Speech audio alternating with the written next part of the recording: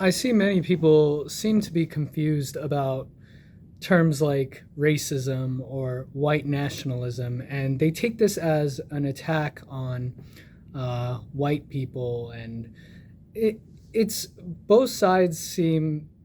I mean, people who advocate for white nationalism and people against white nationalism and racism, and there people seem very confused about all these things. So I'm gonna try to make it really simple.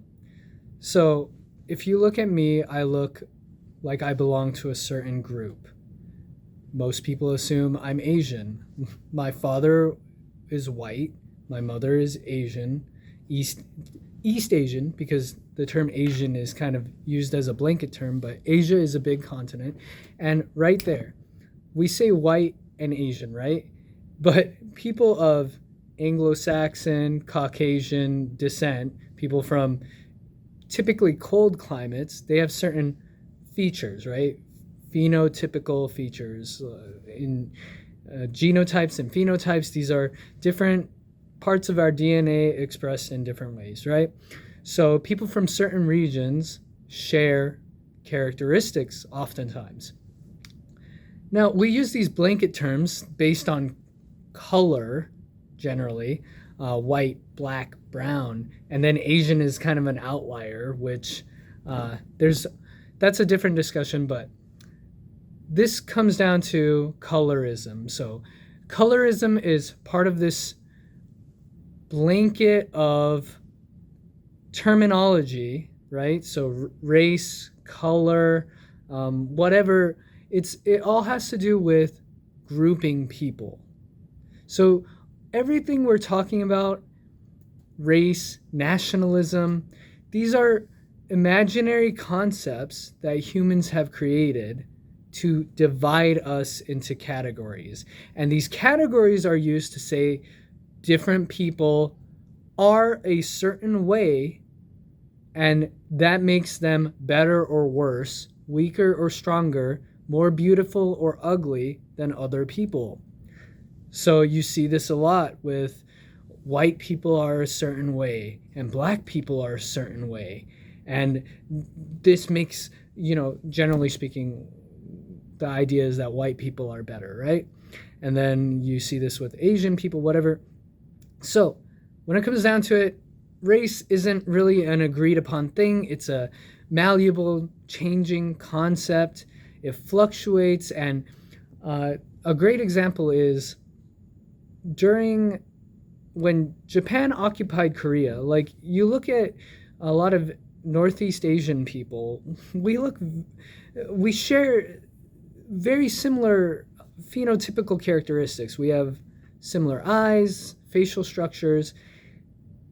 This is not saying like any group of people is very diverse, but you have, like, there's a interesting YouTube video where people from Japan, China, and Korea look at pictures of people from their own countries and they try to guess which ones are Chinese, Japanese, or Korean, and they couldn't guess them right.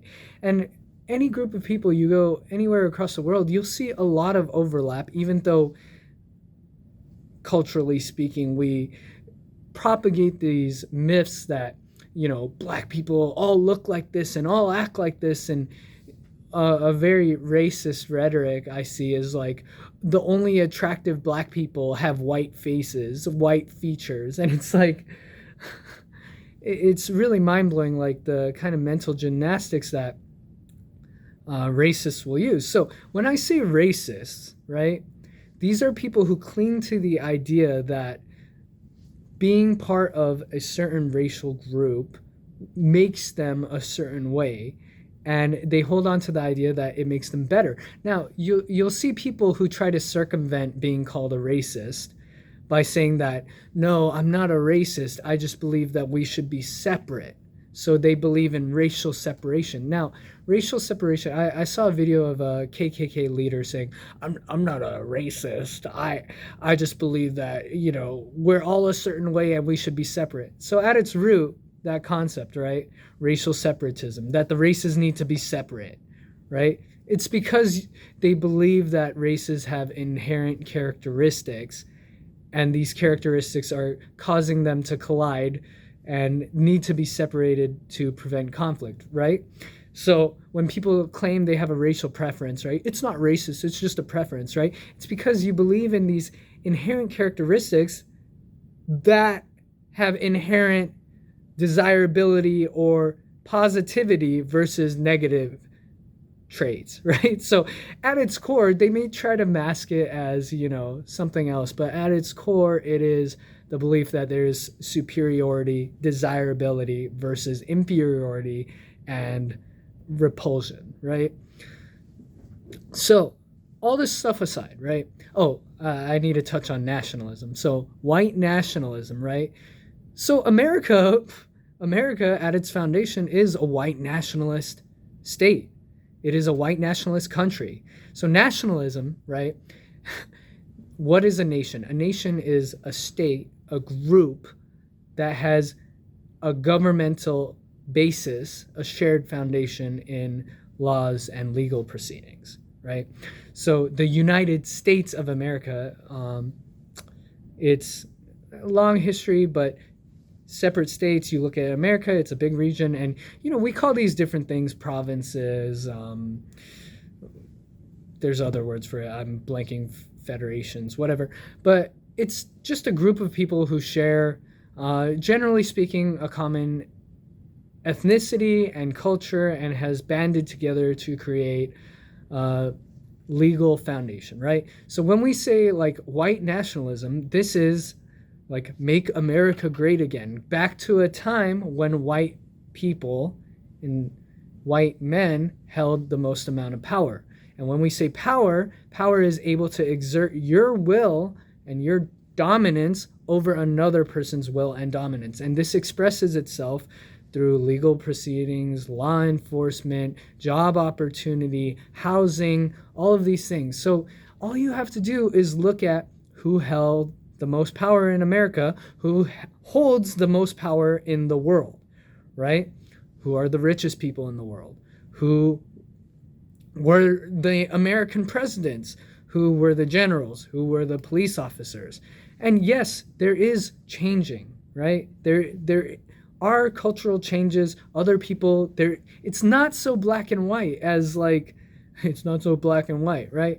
But typically the group that held the most power in the world, in America, are Anglo-Saxon descended people from cold climates who have pale skin, because skin color, it really has to do with where people came from in the equator and developed adaptations.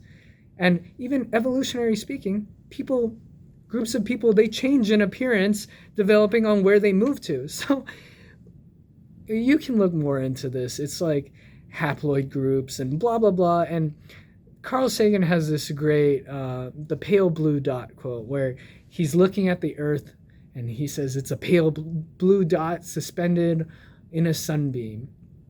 And the humans are barely distinguishable from one another.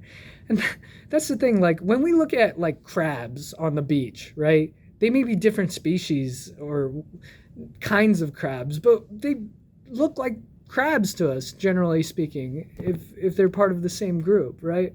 And humans, like, we're all able to breed with one another. We are all part of the same group, the same species. And yeah, we may come in different shapes, colors, and sizes, but we're really so small, so minute. And racism, tribalism, these kind of things, they only serve people in power and who are desperately clinging to this idea that their identity should grant them some kind of divine power over others, or isolation over others. And really, the way to solve these things, right? We need to create systems of society that allows everyone, everywhere, to commingle, to coexist, and to have equal amounts of power in the world. That is to say, housing, mobility, safety, and opportunity. So yeah, white nationalism, racism, these are very stupid and evil things.